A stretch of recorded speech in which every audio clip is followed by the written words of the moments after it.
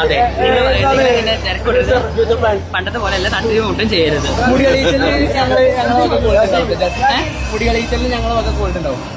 ഉറപ്പായിട്ടും ഉറപ്പാണ്.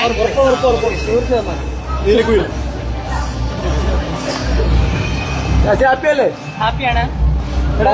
അല്ല, നിങ്ങൾ എല്ലാം നിങ്ങൾ ശ്രദ്ധിച്ചോ? പിന്നെ വാച്ചാണല്ലോ വൈറല്.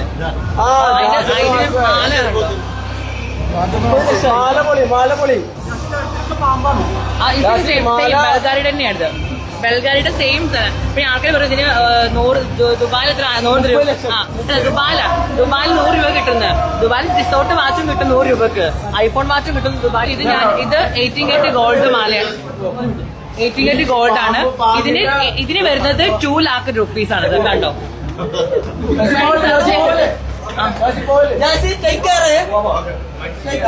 ശരി, ബൈ.